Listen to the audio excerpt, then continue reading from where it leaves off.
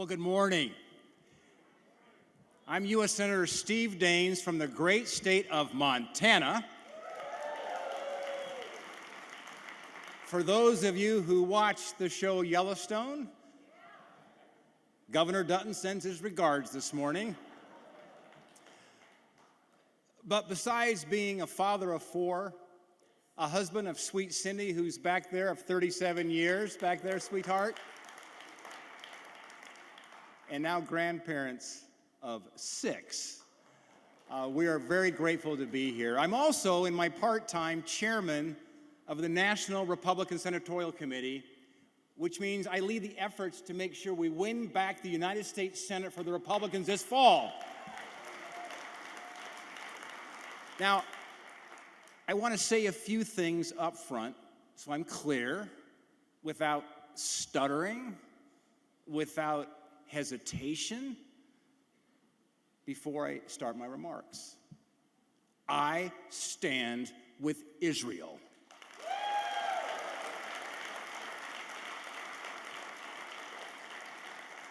I remember being right here with you all about a year ago, when it was later in October. I remember sitting at the gala at the dinner, and my sweetheart Cindy was sitting next to a mom of a young IDF soldier. And her daughter, of course, getting ready to deal with what happened on the terror attack on October 7th. These young, courageous, amazing soldiers. And Cindy poked me and said, hey, she's the mom of Leah, a young soldier in Israel. I said, I want to make sure you get the spelling right. She gave me the spelling. I took one of my business cards out. It says, Steve Daines, U.S. Senator. I wrote, Leah, I stand with Israel. And I signed it. We gave it to her. I noticed Mom takes a quick picture of it. The next day, we saw Mom, and she said, you know that little picture I sent over last night to Israel? It went viral within the IDF. Because those soldiers need to know there's U.S. senators that stand with Israel.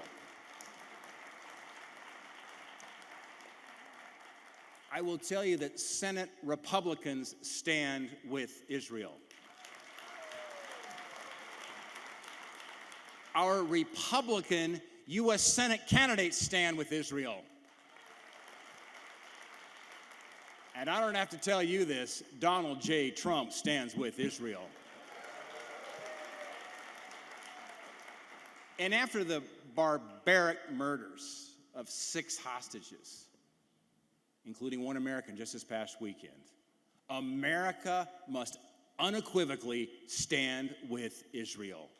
And that is why we must stand and support Donald J. Trump, send him back to the White House, and give him a Republican U.S. Senate majority this November. Because the very first phone call the president makes, and I remember one of my early meetings with the president, and by the way, this is a leadership assignment, it's an election, it's a 2-year assignment. My Republican colleagues elected me to do this for 2 years for this election cycle.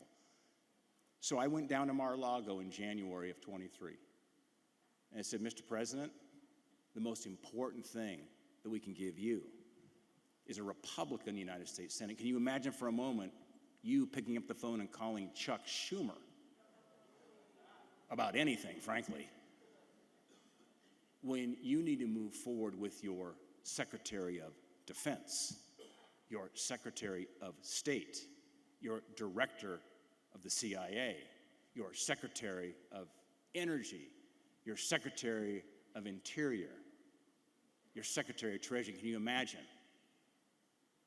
And this, for many reasons, reminds us that the stakes in this election could not be higher, and could not be higher for our most cherished ally, and that's Israel. I tell you, the terror regime in Iran has never been more determined to destroy Israel. We saw this during the horrific attacks by Hamas just 11 months ago. We saw it again this weekend, grieving relatives, saying goodbye to loved ones who were killed in cold blood.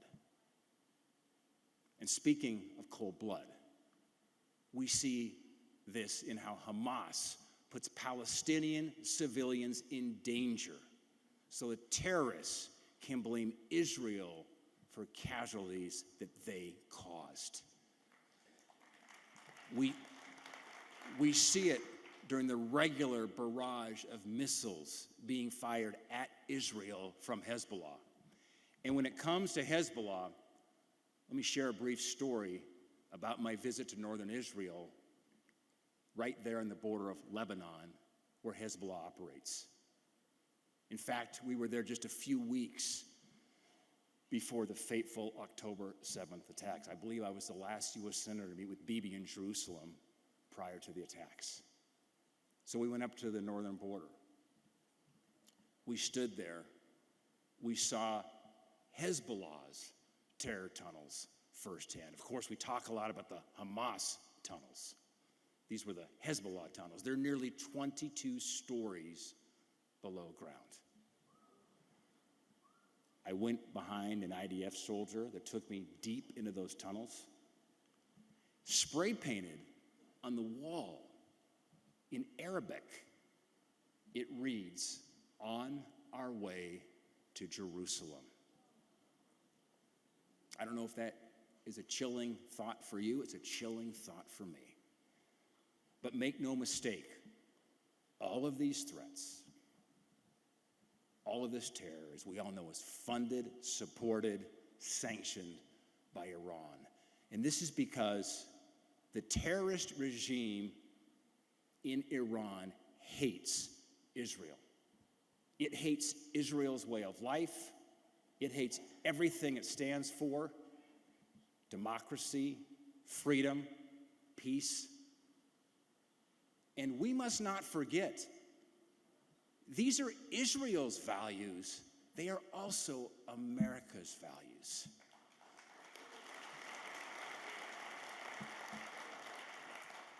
And for that reason, this is not just Israel's fight. It's America's fight too. Israel's cause is America's cause. And that is why the atrocious acts of anti-Semitism we've seen in our country cannot be tolerated. On May 7th, I'm flying back to Washington, D.C. I live in Montana. I work in D.C. I want to be clear with you on that. Montana is my home. I'm flying back on my normal Delta commute through Minneapolis. I get a text message from my staff. He said, "Steve, would you be willing to go down to the GW campus after you land at Reagan? Because the pro-Hamas protesters are encamped there, and Fox has agreed to send a crew, and they'll follow you around. And we're going to go have a little conversation and see what's going on with this pro-Hamas encampment at George Washington University." What I saw there was reprehensible. A statue of George Washington plastered, covered with anti-Israel stickers, spray painted in red with horrible graffiti.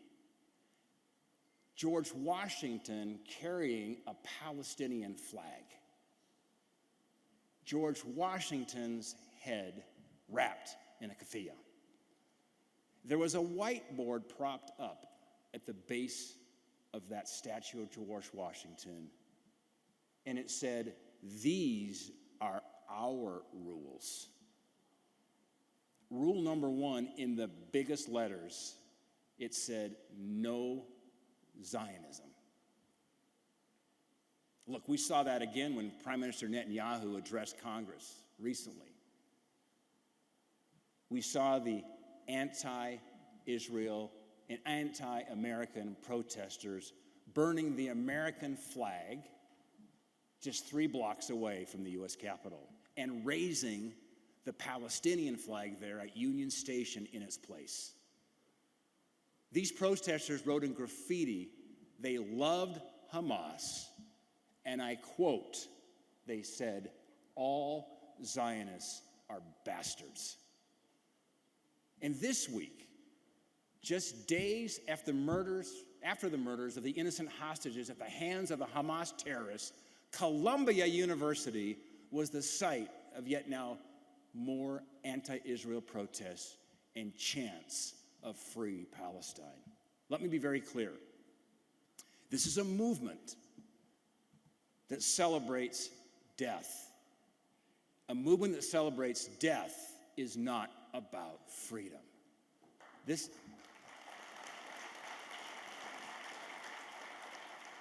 is a wicked, evil strain of anti-Semitism that has sadly captured the left. It is disgusting. It should offend every American, and we must fight back. And that is why I'm supporting legislation to strip federal funding for colleges and universities that promote or facilitate anti-Semitism.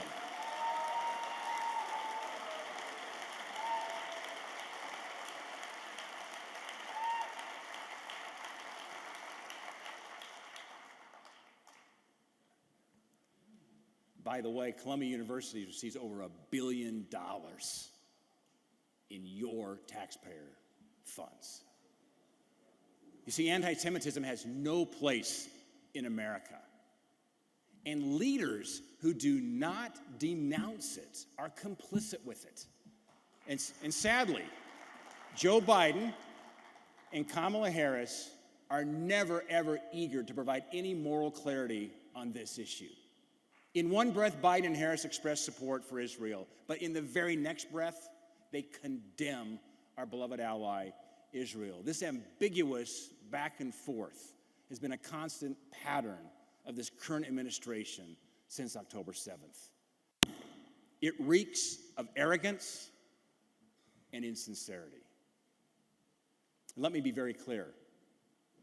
There can be no moral equivalency when it comes to Israel, because Biden and Harris's weakness has only emboldened the protesters here in our country and emboldened Iran.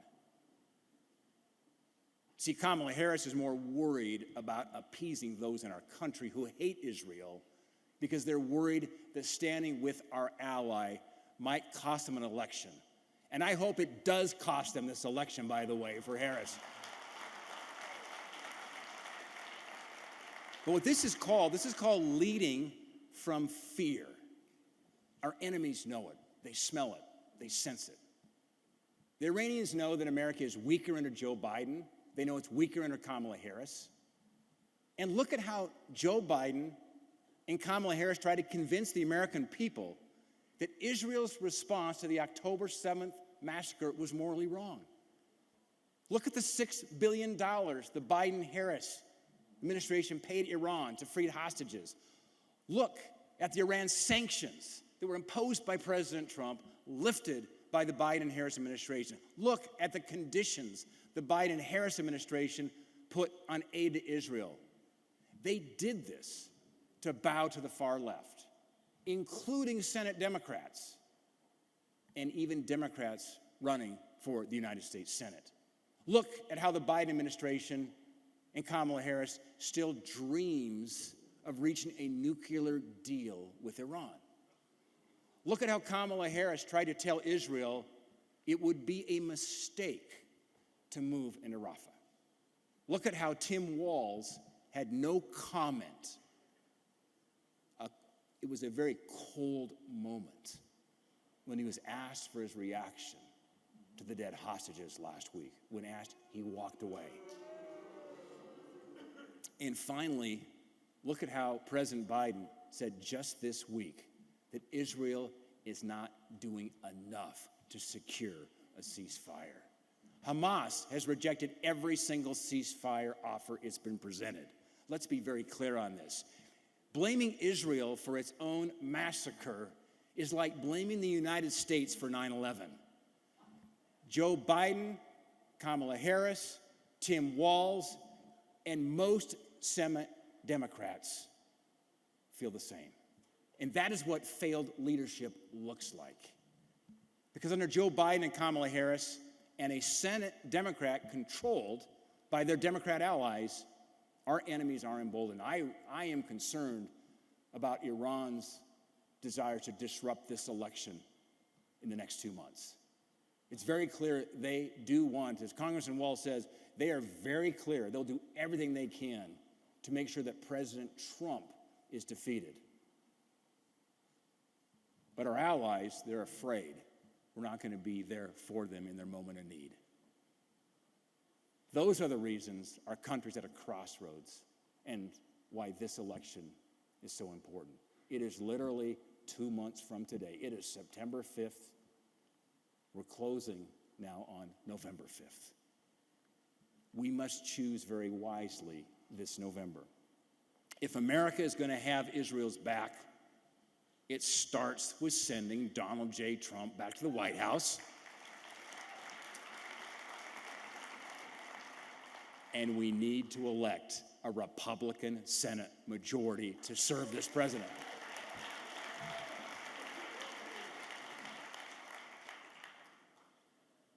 That first phone call that President Trump makes will be to a Republican Senate Majority Leader so President Trump can get his nominees confirmed speedily and back to work quickly on behalf of the American people. This is especially important for Israel. So President Trump has the people that he wants. Think about this for the moment, what we could do with a different Secretary of State. How about a new Secretary of Defense? How about a new CIA director? Just to name a few. Now, these will be leaders who make the decisions that directly affect Israel's security. We have a chance to right this ship in November. You know, we have a tremendous slate of candidates running in United States Senate battlegrounds across the country. I started the morning doing a Fox interview on Bill Hemmer and Dana Perino show, America's Newsroom. We talked about Pennsylvania. And by the way, let me just level set something here. There's a lot of hand-wringing going on and a lot of anxiousness about which way this election's headed. I'm a chemical engineer by degree, so I like numbers. I like the quantitative analysis on elections. If you look back at Pennsylvania, which we know is a very key battleground state for the presidency and for the U.S. Senate, but it's very important for the electoral map for President Trump. At this same time, in 2016 and 2020, according to the average of the polls, they call the Real Clear Politics averages, which this is a summation of multiple polls, and they put them all together and average them. The polls show that President Trump was behind in Pennsylvania by 4 to 6 points at the same time.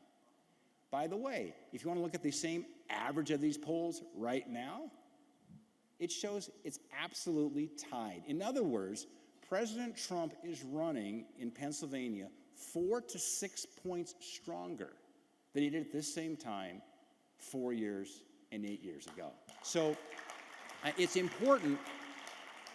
Now, I'm not suggesting this is going to be easy. But if you listen to the media, they're about ready to jump to the inauguration ceremony there for Kamala Harris. And I can tell you something, if this election were held today, Donald J. Trump would beat Kamala Harris. That's the truth, looking at the numbers. A poll just came out 48 hours ago in Pennsylvania. Dave McCormick, West Point graduate, 82nd Airborne, Iraq War veteran, tied right now in that Senate race. Just had a poll this morning that came out from AARP. And let me tell you why that's a good poll. What AARP does is they take President Trump's pollster, Tony Fabrizio, and they actually ask Fabrizio's team to work with Kamala Harris's pollster. Now, I'll tell you why that's important. That means nobody's putting their thumb on the scale, that both pollsters agree the methodology is sound, that we have the truth as best we can discern from a poll. I want to tell you about a race in Montana with Tim Sheehy. He's a Navy SEAL, 200 combat missions, graduate of the Naval Academy. His wife's a U.S. Marine. both served on the battlefield in Afghanistan together. Bronze Star, Purple Heart. Poll just came out this morning.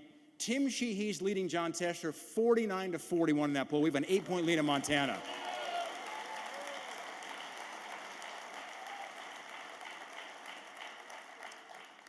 Sam Brown right here in Nevada. Sam Brown's a great candidate, an American warrior. He's got one of the best stories. Nearly killed by the Taliban in Afghanistan, burned severely, fighting for his life, miraculously airlifted to San Antonio to a burn unit, wrapped, mummified with a feeding tube in his mouth. There was a sweet nurse named Amy that was nursing him back to health. That's now his wife, Amy Brown. It's a great story. And Sam Brown and President Trump are going to do very well here in the state of Nevada. So keep an eye on Sam Brown. He's running a great race. That race right now, some of the polls have him down 3 or 4 or 5 points. I don't get into all the details. I studied these numbers. This race will close. This race is going to be a plus or minus half a point race here by the time we turn the corner in the end of October. Remember, this was the tightest race in 22, and Adam Laxalt lost by just 8,000 votes for a Senate race, 4 votes per precinct, on a night when Joe Lombardo, now the Republican governor of Nevada, was the only Republican governor pickup, was right here in Nevada. And with Trump on the ballot, with our rural voters coming, they'll crawl over broken glass to vote for President Trump. We know that. And they're going to elect Sam Brown here in Nevada as well. So thanks for supporting Sam Brown. But these warriors have seen war. They know what it takes. They've got the resolve and the strength to win, but they need your help.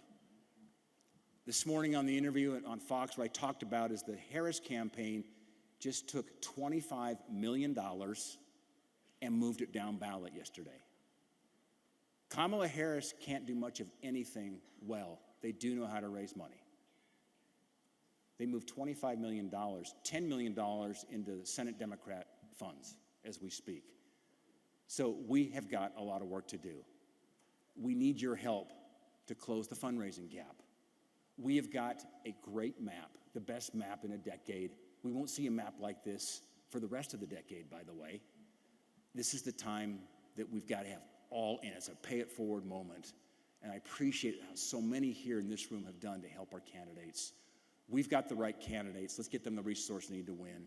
Because if we don't, we can only expect more of the same indecision, waffling, lack of moral clarity, and weakness for America abroad. Let me close the brief story. When we were here again a year ago, I told the story about Leah, that young soldier. As I was walking out the next day, it would have been the day like this, after the gala, walked out, and Eli Beers grabbed me. And he had his daughter with him. He was on the phone. And he said, "Senator, would you speak to my son? He's currently with a bunch of other IDF soldiers. They're getting ready to go into Gaza."